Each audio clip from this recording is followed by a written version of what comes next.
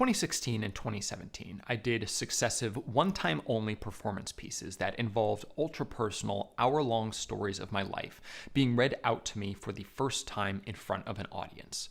The first, dubbed Nobody's Idea of a Good Time, was a recording of my own voice that I had made 6 months prior and never listened to. The second, Nobody Thought This Needed a Sequel, was a cold read done by someone I cast from backstage, again, 6 months later. This is the only existing image of the first, and there is nothing from the second. While looking for actors for the sequel, at least a half dozen people mentioned in their applications that the concept reminded them of playwright Nassim Soleimanpour's show White Rabbit, Red Rabbit. I'd never heard of that show, but I was fascinated. Soleimanpour had written this show while he was unable to leave his home country of Iran because of his refusal to join the military. But he wanted his words to be told around the world, and he felt compelled to make a play that could be done without him there, while making his absence clearly felt. It would be a show with no director or rehearsal. Each night would be a new actor given the script at the beginning. I was and am sad that I missed it, these auditions having been held just over 2 months after its New York run had ended, but there was nothing to be done about that, so I put it out of my mind, until about a month ago when I finally checked my auto-diverted theater announcements email folder and saw something about a show called Nassim. I didn't realize immediately, but fortunately did before it was too late, that this was by the same man who made White Rabbit, Red Rabbit, that this was the man's self-titled follow-up to that show, and that it had the same conceit of a new actor each night.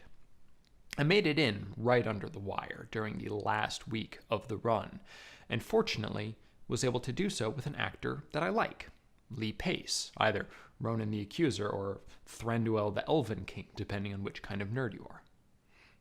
Hello, by the way, and welcome to the Week I Review. You can call me technically a performance artist, and today I'm talking about Nassim, the show, but by extension, the man.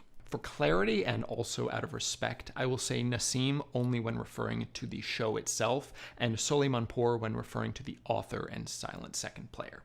The set is minimal. On one side, a chair sits behind a desk, upon which is a box bearing the guest actor's name.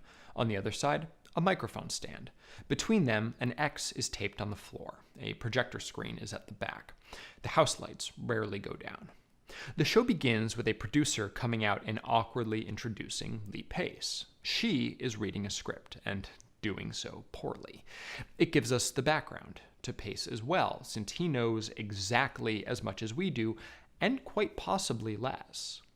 Nassim is 465 pages, we are told, which sounds like a joke, considering that the previously announced runtime is 75 minutes. Also, it's written in Farsi. But don't worry, it has been translated mostly, though we are not told that caveat. The script, says the producer before departing, is in that box on the desk, easily big enough for 465 pages. But there is just a single sheet inside. Clap, it tells Pace, and the projector turns on.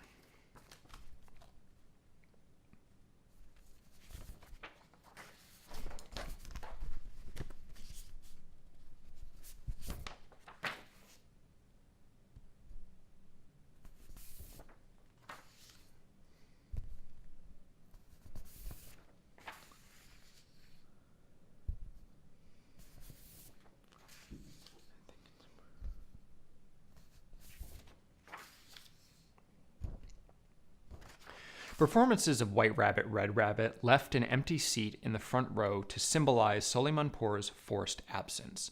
But with the show that bears his name, he is sitting backstage, directing, with nothing but paper, a pen, and his hands, his confinement having ended in 2013.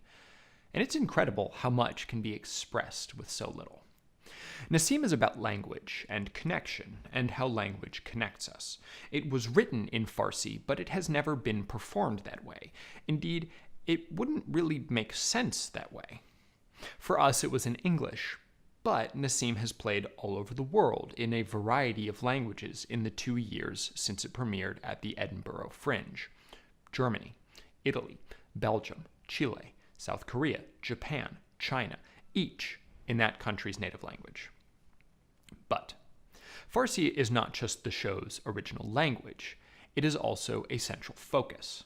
Many, many pages of the script are dedicated to the teaching of a simple story in a language that not so many Americans have probably even heard. Yakibud Yakinabud, once upon a time. And if you think it's weird hearing me stumble over those words after having some time to think them over, imagine Lee Pace flailing his way through his first time ever seeing them. Or any of the other folks who did this. That's the show. And though I know it showed in other languages, I can't help but feel it is most powerful in America and other English-speaking languages. Because even though most of us are asked to take a language in school, how many people really take that seriously? And how many people need to? In 2015, I was taking an overnight train from Prague to Budapest. In my car was a couple, a Czech man and a Hungarian woman. Yet they spoke to each other in English, because English is the closest thing this world has to a universal language, something I've always been sort of vaguely aware of, but had never truly appreciated until I heard these two express affection for each other in my native tongue and not theirs. People all over the world are raised at least bilingual, but those who aren't are endlessly subjected to, if nothing else, English language media. They have a greater understanding and presumably appreciation for language than someone like me, who can take that English for granted. I don't know if Lee Pace knows any other languages, but I can guarantee that many of the people who went on that stage over the months that it ran did not. And to see them struggle with this unexpected language lesson gives a profound sense of how everyone else in the world feels or has felt when faced with English. At the very least, how Soleimanpour has. Again, this has been performed all over the world, and at every performance, he has asked the audiences to give him an interesting word in the language, one that he then adds to a global compendium. Someone in our audience recommends onomatopoeia, a word I have known how to spell since 3rd grade because on-o-mat-o-po-i-a. Pace misspells it, forgetting the 4th O. Soleimanpour shows us the book as he looks for the next open spot, words in Mandarin, Korean, German, Spanish. In English in all countries, we see how many others had given the same word, mostly with the same misspelling, because we were collectively failing this man. He gets to New York, the only American city in which it's played, and points out each instance of our most common word. Impeachment, because that man is failing us. Pace is asked to say and then define his favorite swear, in verb form, please. And we watch a grown man awkwardly shift around because he apparently feels uncomfortable telling a room of adults what fuck means. Eventually, he comes up with just, to fuck. And that's what we're all really here to see, this guest actor struggling through the tasks given to him over these 465 sheets of paper by, at first, a disembodied pair of hands, and eventually Soleimanpour himself. To me, this total visibility of the script is what really makes Nassim special. Everything is on display. There are no tricks that the audience can't see that the guest actor can. It guarantees a radically honest show and a radically honest performance. I say radically because if I don't, someone is going to freak out at the implication that theater in general is not honest, which it is, obviously. My own cold read wasn't. While the reader had indeed never seen a word of it, she went in prepared for a trick that we would both be playing on the audience. At the beginning, she would tell them that she was allowed to go off book. She would then make an offhand comment to prove it.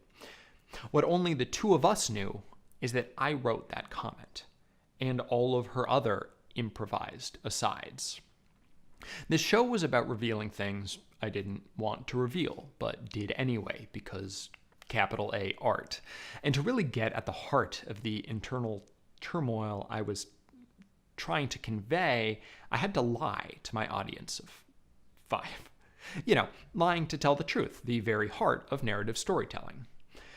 And there are likely some mistruths in Nassim for the same reason. There are a couple of staged moments that feel like just that. But what goes on within the confines of this black box is an almost magical purity of performance unlike anything I have ever seen. I'm not even sure I want to call it a performance, because performance implies that there's something else going on beneath this real-time reaction. I have no doubt that Lee Pace expected to perform when he walked in the room, but I also genuinely believe that we were just watching the man himself struggle. I mean, if we weren't, we would have gotten a better definition for the word fuck. 9.2 out of 10.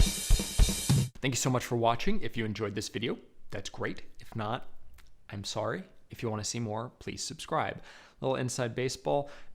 I was away last week, and it's going to be more complicated to put together the footage for that than I thought, and some things are coming up, so I will not be able to do the scheduled videos that I had planned. However, all of the videos will get done, just not necessarily the week after they happened. It's fine. You don't care. Just say. I hope to see you next week.